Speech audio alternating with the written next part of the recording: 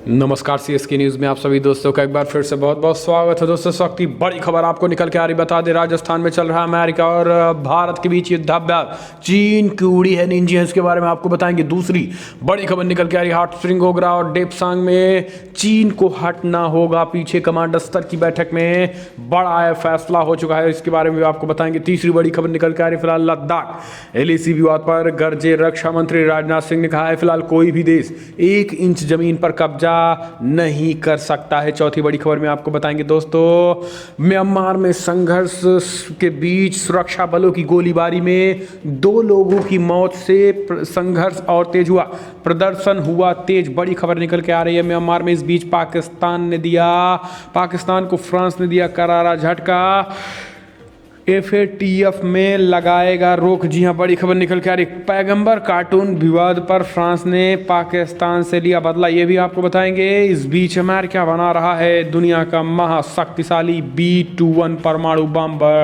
तो दोस्तों सब कुछ खबरें एक एक करके विस्तार से जानना बेहद जरूरी है, लेकिन उससे पहले एक छोटा सा निवेदन, अगर आपने चैनल को अभी तक सब्सक्राइब नहीं किया तो प्लीज सब्सक्राइब के लाल बटन दबाकर चैनल को सब्सक्राइब करो। अगर आप भी मानते हैं कि प्रधानमंत्री मोदी हैं तो मुमकिन है तो इस वीडियो को लाइक करके अपना समर्थन दर्ज करें और इस देश की गौरवशाली इंडियन आर्मी के लिए भी जय हिंद लिखना मत भूलिएगा। दोस्तों दरअसल पहली बड़ी खबर निकल के आ रही, राजस्थान में चल रहे भारत और अमेरिका के बीच युद्धाभ्यास में उड़ी चीन की निंजियां।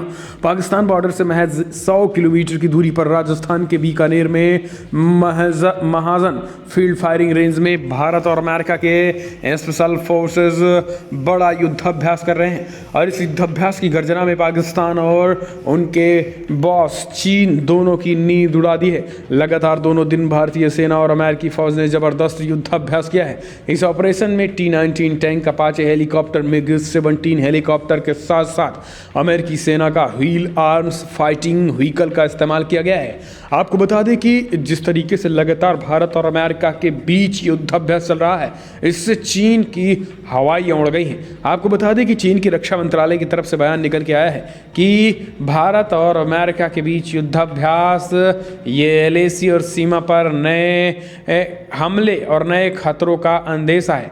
अमेरिका भारत लगातार शांति की बात करता है, लेकिन शांति किसी तरफ से दिख नहीं रही है। ये चीनी रक्षा मंत्रालय का दावा है कि भारत शांति की बात करता है, दूसरी तरफ अमेरिका के साथ युद्धाभ्यास करता है। ये चीन का रोना है। हम चलते हैं अपडेट लेते हैं। तो दोस्तों फिलहाल हॉट स्प्रिंग गोगरा और डेपसांग में भी चीन को हटना होगा पीछे। कमांडर स्तर की बैठक में जाने भारत ने क्या कहा। दरअसल भारत और चीन के सैन्य कमांडर के बीच 16 घंटे चली बैठक में सैन्य गतिरोध खत्म करने को लेकर गहन बातचीत हुई है।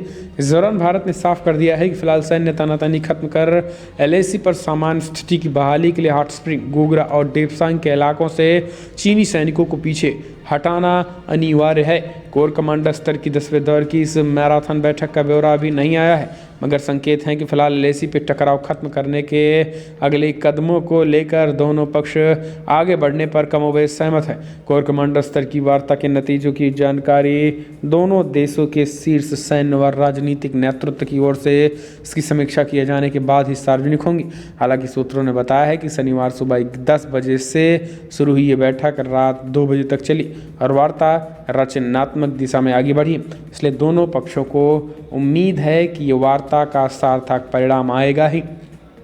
हम चलते हैं अपडेट लेते हैं। फिलहाल लद्दाख LAC विवाद में रक्षा मंत्री राजनाथ सिंह की चेतावनी का कोई भी देश 1 इंच जमीन, भारत की 1 इंच जमीन पर कब्जा नहीं कर सकता है। केंद्रीय रक्षा मंत्री राजनाथ सिंह ने रविवार कहा है कि फिलहाल भारत किसी भी देश को हमारी सीमा पर एक तरफा कार्रवाई की अनुमति नहीं देगा और इसे किसी भी कीमत पर रोका जाएगा। उन्होंने जोर देकर कहा है कि फिलहाल कोई भी देश की 1 इंच जमीन पर कब्जा नहीं कर सकता है। वे तमिलनाडु के सलेम में भाजपा की युवा इकाई भारतीय जनता युवा मोर्चा के एक सम्मेलन को संबोधित कर रहे थे। इसके साथ ही राजनाथ ने बताया है कि पूर्वी लद्दाख में प्योंगयांग से झील के पास से सैनिकों के पीछे हटने की प्रक्रिया पूरी हो चुकी है, लेकिन दुर्भाग्य से कांग्रेस भारतीय सेना की वीरता पर संदेह कर रही है। उन्होंने ये भी कहा है कि फिलहाल प्रधानमंत्री नरेंद्र मोदी के नेतृत्व में हमारी सरकार ने कभी भी देश की एकता, क्षेत्रीय अखंडता और संप्रभुता के साथ कोई समझौता नहीं किया है और हम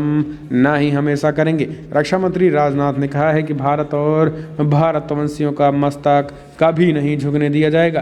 गौरतलब है कि प्योंगयांग झील के उत्तरी और दक्षिणी छोर पर भारत और चीन के सैनिकों, अस्त्र शस्त्रों तथा अन्य सैन्य उपकरणों को हटाए जाने की प्रक्रिया पूरी होने की बात कही थी। हम चलते हैं अगले अपडेट। भारत बिग ब्रेकिंग निकल के आ रही है। यूएस और सऊदी अरब के बीच बढ़ सकता है तनाव, इंटेलिजेंस रिपोर्ट में दावा। क्राउन प्रिंस ने करवाई थी पत्रकार की हत्या।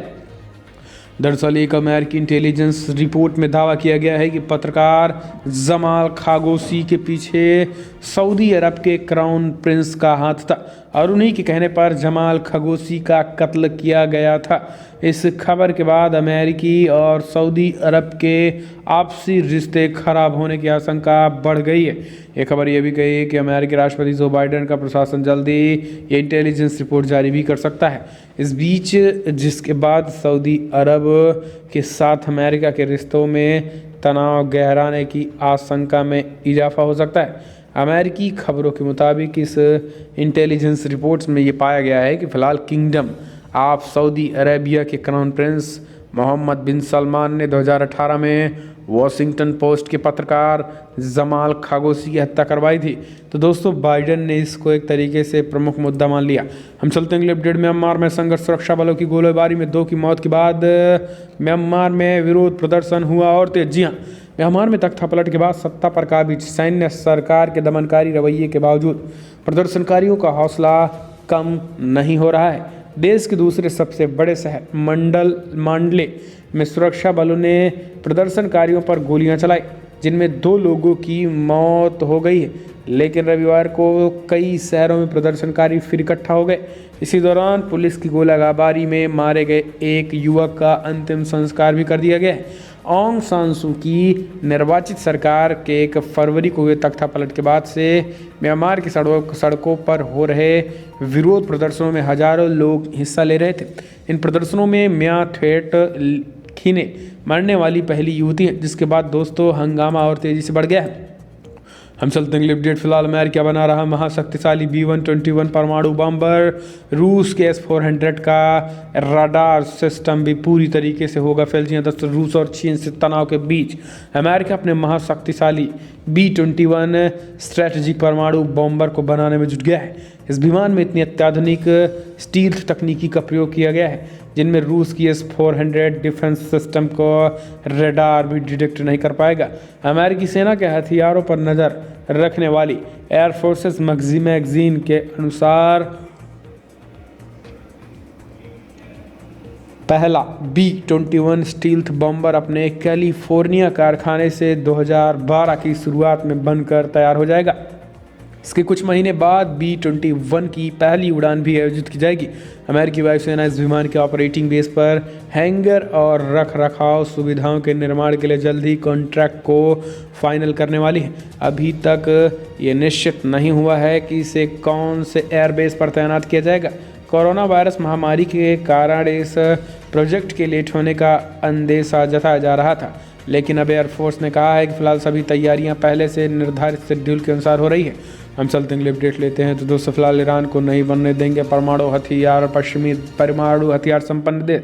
पश्चिमी देशों ने लिया संकल्प है। जी हाँ, दरअसल अमेरिकी प्रशासन ने संकेत दिए हैं कि ईरान के साथ हुए 2015 के परमाणु समझौते की शर्तों को एक बार फिर से स्वीकार करने के लिए तैयार हैं। इस संबंध में पेरिस में ब्रिटेन, फ्रांस और जर्मनी विदेश मंत्रियों की बैठक हुई। हालांकि इस मामले में ईरान का कहना है कि वो समझौतों का पालन तब तक करेगा जब तक अमेरिका उस पर लगाए गए आर्थिक प्रतिबंधों को हटाना शुरू करेगा। अमेरिका के पूर्व राष्ट्रपति डोनाल्ड ट्रंप 3 साल पहले इस समझौते से खुद को बाहर कर लिया था और इसके साथ ही ट्रंप सरकार ने ईरान पर कड़े आर्थिक प्रतिबंध भी लगा दिए थे।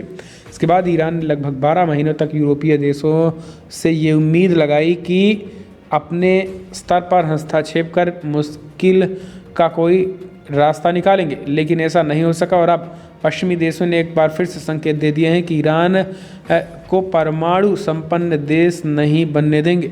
हम चलते हैं अगले अपडेट लेते हैं। FATF की ग्रे लिस्ट से बाहर होने को छटपटा रहे पाकिस्तान को पड़ा महंगा। फ्रांस और मोहम्मद कार्टून पैगंबर का विवाद। यहाँ आर्थिक संकट से जूझ रहे Pakistan FATF financial action task force की ग्रे लिस्ट से बाहर निकलने के लिए एक दिन गिन रहा है। इसको लेकर सोमवार को पेरिस में बैठक होने वाली है आज।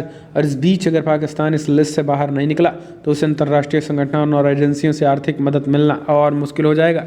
हालांकि बड़ी संभावना है कि उसे ग्रे लिस्ट में ही रहना पड़ सकता है। खास बात यह है कि इसके पीछे आतंकी फंडिंग रोकने में उसकी नाकामयाबी ही नहीं, एक कार्टून पर विवाद कारण भी बन सकता है। दरअसल पेरिस में सीनियर पाकिस्तानी पत्रकार यूनुस खान के हवाले से डॉन अखबार में लिखा गया है कि कुछ यूरोपीय देश खास करके फ्रांस FATF को सलाह दे दी है कि पाकिस्तान की ग्रे लिस्ट में ही रखा जाएगा।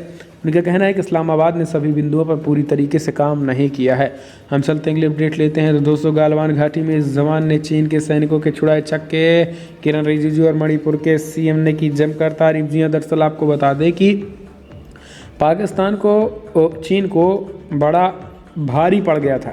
गालवान घाटी में भारतीय सैनिकों से टकराना उन्हें बड़ा भारी पड़ गया था और इसी का वीडियो वायरल करके अब किरण रिजिजू और मणिपुर के मुख्यमंत्री ने बड़ा हमला बोला है। ने कहा है कि आज चीन के सैनिक दूर दूर तक भारतीय सेना से आंख नहीं मिला पाए थे उस दिन। हम चलते हैं अगले अपडेट लेते हैं। तो दोस्तों, फिलहाल शाहीन बाग में PFI दफ्तर पर UP STF की रेड, कई ठिकानों पर हुई छापेमारी। जी हाँ, कई गिरफ्तार। दरअसल UP STF की टीम ने popular front of India PFI के दिल्ली में शाहीन बाग स्थित ऑफिस में छापेमारी भी की है। रऊफ शरीफ से पूछताछ के बाद UP STF की टीम PFI के दिल्ली दफ्तर में छापेमारी की थी।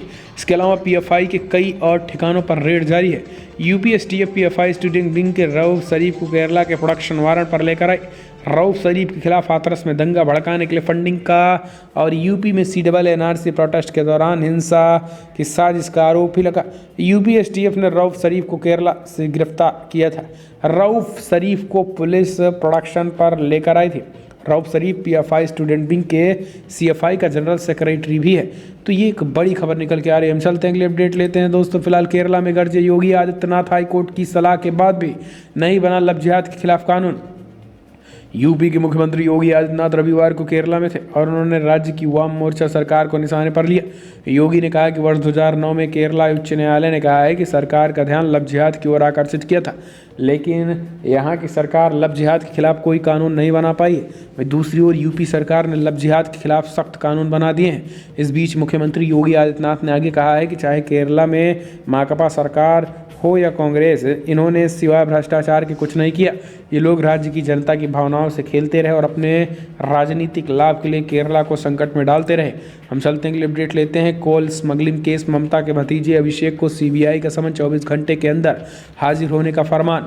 केंद्रीय जांच ब्यूरो CBI ने पश्चिम बंगाल के मुख्यमंत्री और TMC तृणमूल कांग्रेस की प्रमुख ममता बनर्जी के भतीजे अभिषेक बनर्जी को समन जारी कर दिया है। CBI की एक टीम रविवार को कोल स्मगलिंग मामले में पूछताछ के लिए समन लेकर कोलकाता में अभिषेक बनर्जी के आवास पर पहुंची और ये पहली दफ़ा है जब CBI ने कोयला तस्करी मामले में पूछताछ करने के लिए TMC सांसद अभिषेक बनर्जी को समन जारी किया।